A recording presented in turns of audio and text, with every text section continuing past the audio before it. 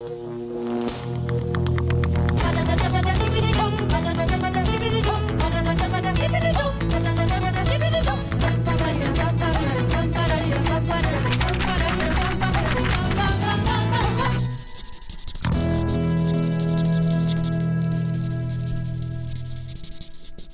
na téhle knize přijde naprosto fascinující, nebo vůbec na stylu tvého uvažování právě ten způsob, jakým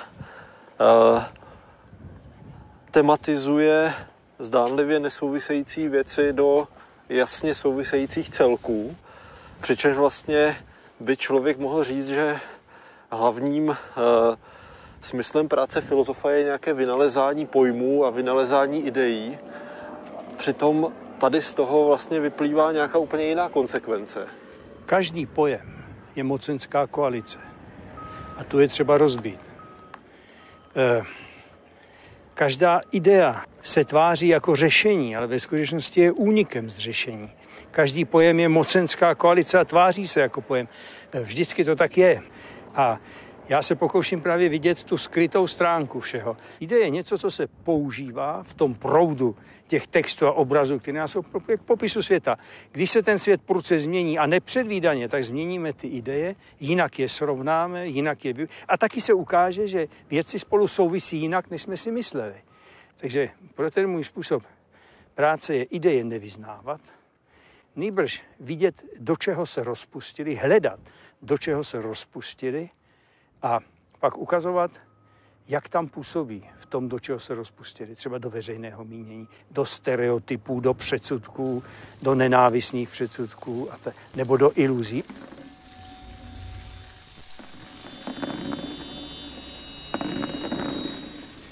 Ještě nikdy nebyly síly, které nás odvracejí od společného světa, tak mocné. Žijeme ve věku akční nabídky vlastních vědomí a světů. Mnoho převozníků nás dnes umí rychle a snadno přepravit ze špinavého a neposlušného světa společného do čistého a poslušného světa vlastního. A kde my teď jsme?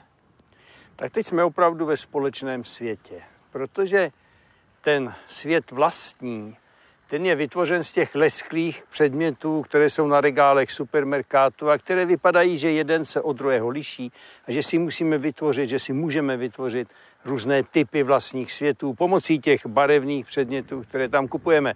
Ale my bychom se měli naučit už vidět na těch regálech tu formu, které ty předměty budou mít, až budou tady na té skládce, protože ten náš společný svět se stále víc stává jenom skládkou materiálů nutných k tomu, abychom si mohli vybudovat světy vlastní.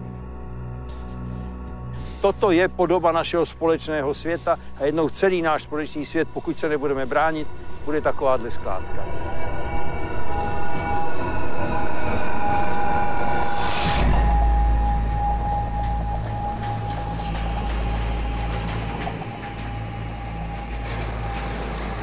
Na skládkách odpadků my nemůžeme filmovat loga těch firem, které sem ten odpad zanášejí, protože nechtějí být spojovány s odpadky. A to myslím, že je modelové. Že nikdo nechce být spojován s tou pravou podobou světa, kterým je skládka odpadků. Všichni chtějí být spojováni s těmi krásnými, načinčanými světy soukromými a vlastními. Žijeme v době imperialismu těch vlastních soukromých světů a zanedbávání toho společného, protože to společné má tuto podobu.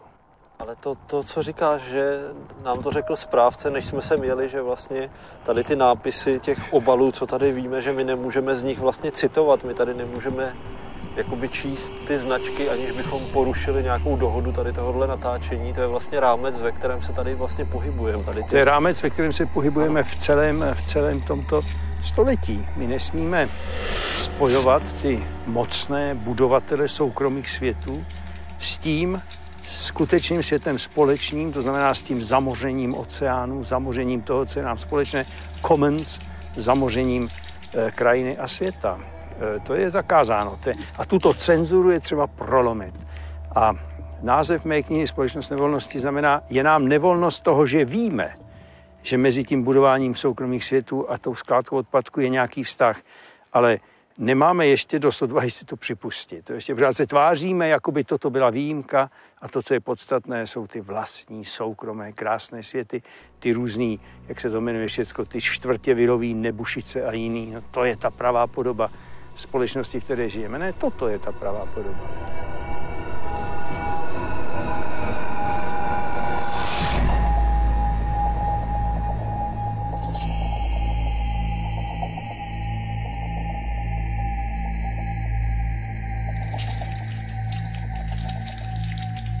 Když vezmu druhé vydání tvé knihy, tak to je tady citát z jednoho blogu, který si píše ten bloger, který přečetl první vydání a říká: sedím u prenosného počítače v dobrých hadrech a plným brychem po chutném obede a sám se ptám, zda je svět v současné době v nějaké krizi. Všude je klid, z okna vidím novostavby, mladou ženu smející se do kocárku a tak nějak si říkám, že by Belohradsky a genericky jakýkoliv filozof udělal líp, kdyby se kopat rypu nebo dělat do call centra. Filozofové jsou zbytečný. Buď říkají, co vidí i ostatní, nebo říkají neužitečné a nevyužitelné blbosti.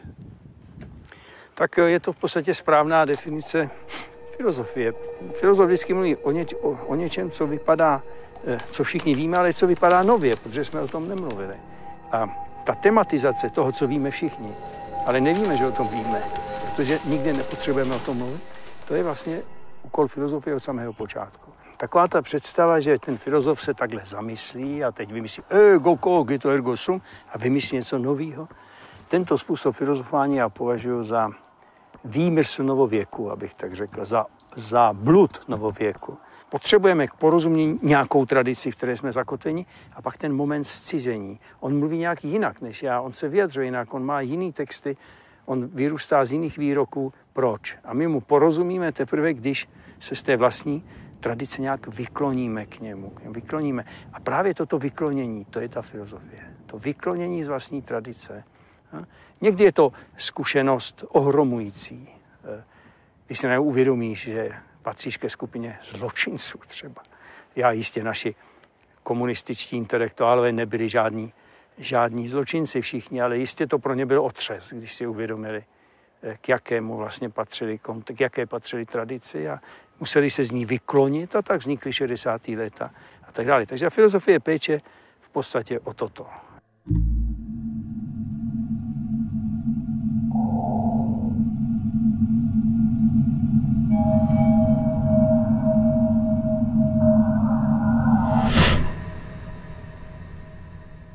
Já nesnáším čistý rozum. Rozum musí být vždycky něco, co vede k bastardizaci všeho. Čistý rozum je vždycky špatně. Znáš ten citát ze Švejka? Poslušně, já si sám na sobě pozoruju, že jsem slabomyslný, takhle zejména k večeru. Tak bych řekl, že rozum, který na sobě nepozoruje, že je slabomyslný, zejména takhle k večeru, ten je vždycky nebezpečný. Přemýšlím o tom zrovna v téhle situaci, kdy tady z nebe na nás padá ten samozřejmě neškodný spad z té Fukušimy, který naštěstí jsme tak daleko už jakoby nám neškodí, jak nám říkají experti, ale spojuje nás s tím prostorem garantované bezpečnosti, který prostě... Tady vidíš, to je odpověď na tuto otázku na začátku. Kolik soukromých vlastních krásných světů se podařilo vybudovat díky tomu, že byla energie z jaderné elektrárny Fukushima. Ale ten společný svět, ten je určován až tím spadem. Protože to je to, co máme všichni společné a neunikneme. No, ten spad z těch soukromých světů je právě tento společný svět, kde nám škodí nebo neškodí jaderný odpad z Fukushimy nebo z Černobylu, anebo tady z nějakých igelitových pytlíků.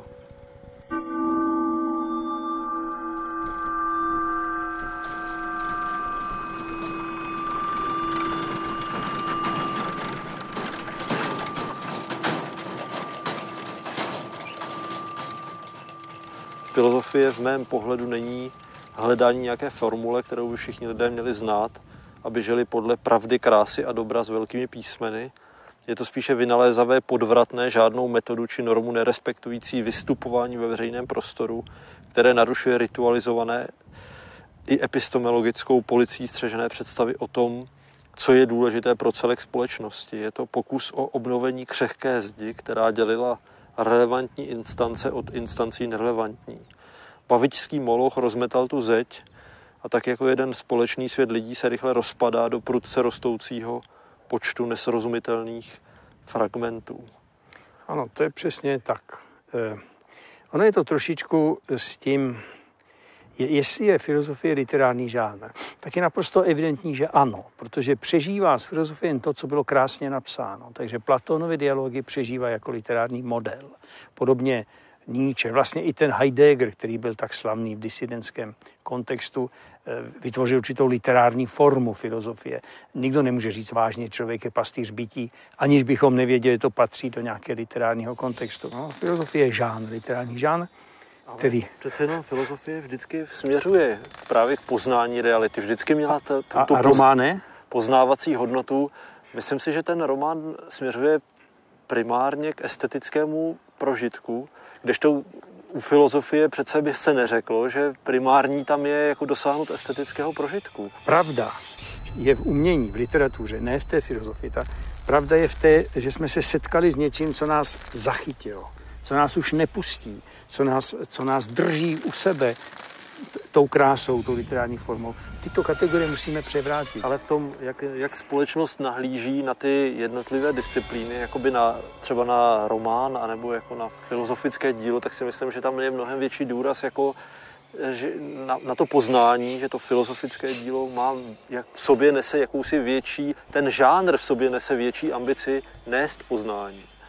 Možná v sobě nese takovou ambici, ale román taky. Například Emile Zola a jeho romány jsou přece, mají poznávací funkci, popis té společnosti.